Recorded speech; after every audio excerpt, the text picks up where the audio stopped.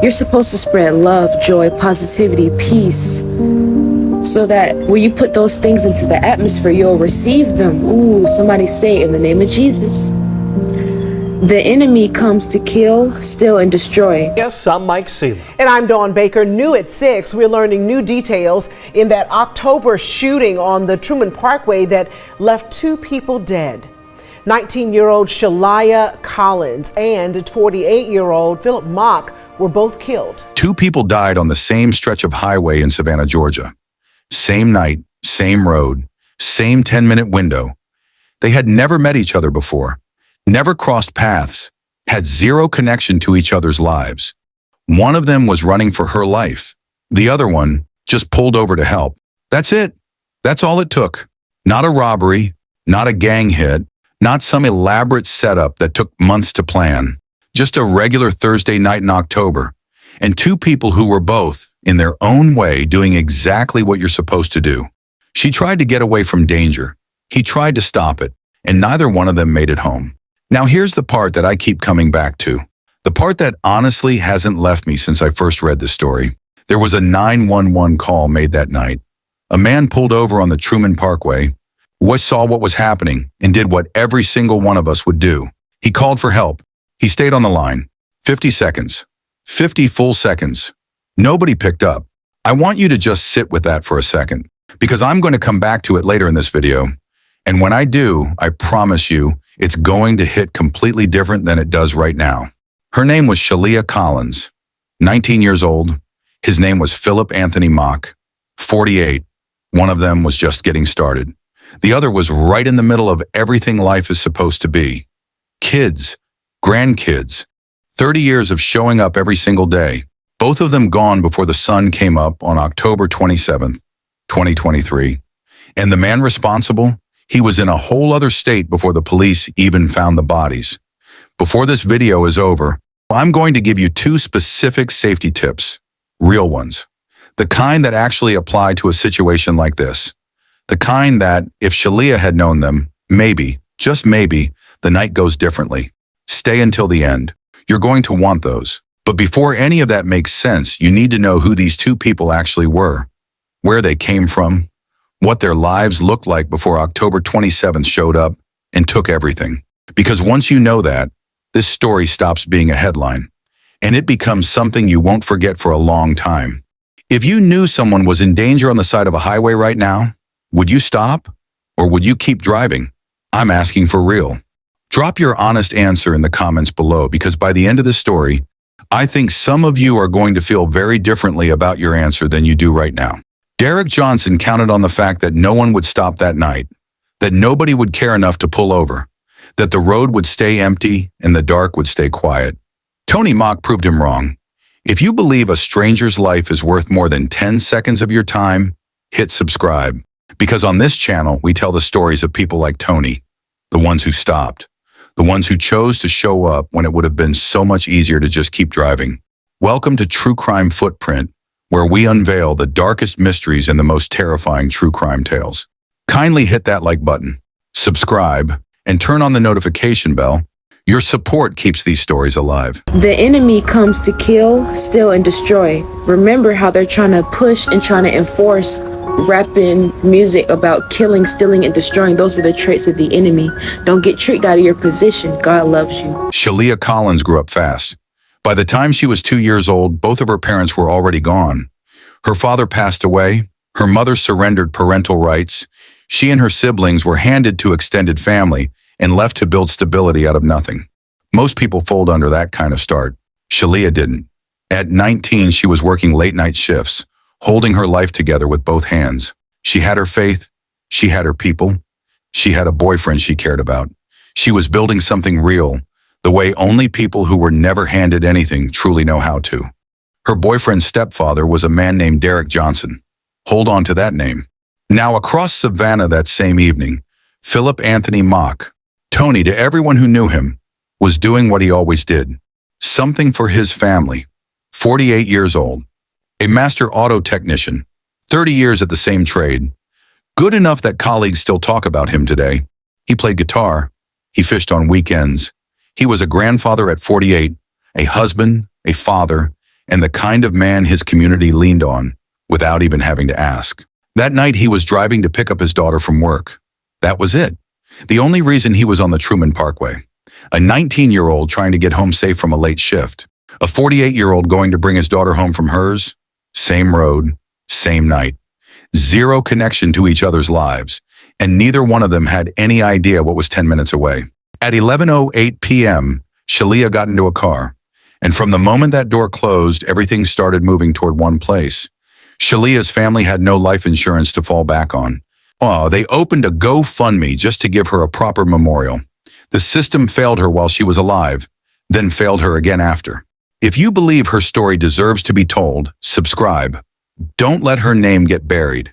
Two people who did nothing wrong ended up on the same highway because of one man's decision. Does that make you angry? Tell me in the comments, because what happens next is going to make that anger a whole lot heavier.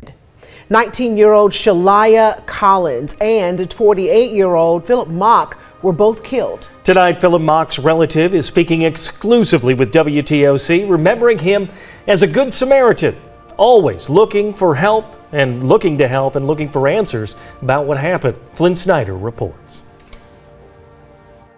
Tyler Heath remembers his uncle, Phillip Mock, as a caring person who always aimed to help. That's what he was. It was just a good Samaritan, and he would help people even when they didn't ask for it, and that's exactly what he was doing. Mock was one of two people gunned down in the northbound lanes of the Truman Parkway between Henry and President Street on October 27th. Police say Mock was trying to help before the shooting happened. Heath says the 48-year-old was on the way to pick his daughter up from work when he stopped along the Truman. He was just trying to do the right thing at the wrong place at the wrong time. Investigators say Mock was found shot in the street, with 19-year-old Shaliyah Collins' body later found in an area under the roadway. 47-year-old Derek Johnson was arrested and charged with the killing. It does sting a little bit more knowing that it was so senseless and it was something that didn't need to be so violent. Heath also raises concerns about Mock's attempts to call 911 that night. The Savannah Police Department confirms that Mock tried to contact emergency responders for more than 50 seconds,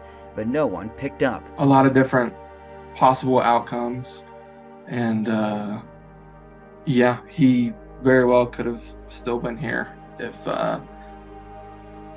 that played out a little bit differently. Investigators have not said what prompted Mock to pull over that night or what led up to the shooting. SPD had previously told WTOC that Collins and the suspect Johnson were connected, but the two victims did not know each other. Something shifted inside that car. Family members say Shaliyah became convinced somewhere on that drive that she was not going to survive the night. The full details of what was said haven't been released, but what she did next tells you everything about how afraid she was. She opened the door. On a moving vehicle, on an elevated highway, flanked by marsh and darkness on both sides. She jumped. When someone risks breaking their own body to escape you, that is not a disagreement. That is a verdict. Johnson stopped the car. He didn't drive away. He got out and followed her on foot along the shoulder of the parkway. Then he shot her in the leg. She went down. She couldn't run anymore. Right at that moment, Tony Mock's headlights came around the bend. He saw a woman on the ground on the side of the road. He pulled over. He called 911 and stayed on the line. 50 seconds, nobody answered. No dispatcher, no voice, no help on the way. Tony had done everything right, and the line just rang. Without anyone listening, Johnson turned the gun on Tony and shot him in the road. Then he walked back to Shaliyah. She was begging for her life, calling on God. Johnson mocked her faith, then shot her twice more. The final shot was to the back of her head. After that, he moved her body from the roadway and pushed it toward the marsh below the parkway. He was trying to make her disappear. Police arrived at 12:20 a.m. Tony was near the road. Shaliyah was in the marsh, just barely recovered in time. If you've been watching this and you're still not subscribed, I genuinely want to know why. Drop it in the comments. Tell me what we can do better. Tell me what story you need to hear, because you're here, and that means something. Johnson's first move after killing two people was to hide the body. Not panic, not remorse, just disposal. What does that tell you about who he is? Leave your thoughts below.